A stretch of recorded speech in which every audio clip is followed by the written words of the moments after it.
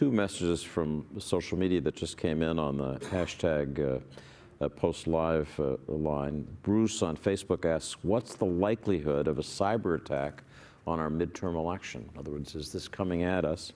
And Mike on Twitter asks pretty much the same thing. What are the chances a malicious state actor could hack into our state voter registration databases? Well, just to give a quick, Dave, here's somebody saying, is this going to happen to us in 2 months? What's going on? I suspect, first of all, there will be attempts, keeping in mind that this is 50 different state election apparatuses that are out there. Some of which have been shown to have vulnerabilities. Yeah. You know, one of the recent hacking conventions recently did it right in front of everyone, and so showed the vulnerabilities that do exist. And again, we've seen what happened back in 2016 very, very clearly. So I think the prospects are quite real that you will see some of this.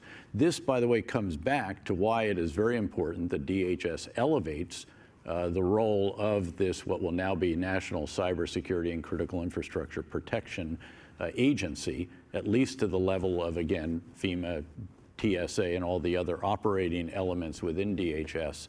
Although, again, I would take it farther and take it all the way to an independent cybersecurity. Yeah, on that point, so I think David and I disagree a little bit on this. I absolutely agree with him that there should be an elevation of the current apparatus and the current office and entity in DHS that is responsible for this work. That, in fact, was a recommendation from the Bipartisan Commission on Enhancing Cybersecurity that President Obama put in place to make a report to the next administration.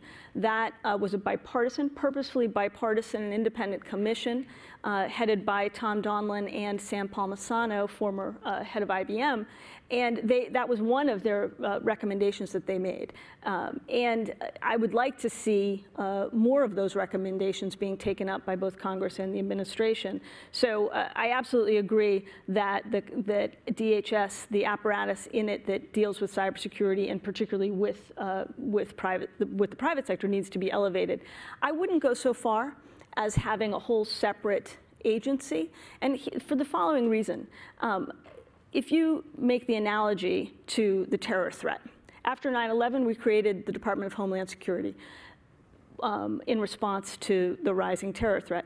But DHS is not the only entity in the federal government that has very real responsibility for identifying and stopping terrorist attacks. I think cyber is the same in terms of its cross-cutting nature, and even more so on steroids, right? So you could create a separate agency, but then what does that mean about the role of the FBI, the role... Oh, it still has to, it envisions very much that it would be overseeing the role of FERC and of Treasury and FBI, all the other departments that have responsibility for the specific areas of critical infrastructure.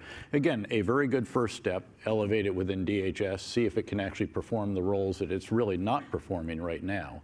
The sharing of intelligence information, for example, threat information, is really quite, it's a grab bag. And many firms out there have not chosen to be part of the consortium that actually does share these different threats real time. So there's an enormous amount of effort. You need more legislation, you need policies, you need regulations, and then you need actual oversight of all of this, which I think this entity would do. Again, see how it does within DHS. If still not capable there, can it attract the IT talent from Silicon Valley, as NSA and CIA are still able to do to a reasonable degree? That's a big test as well. Just,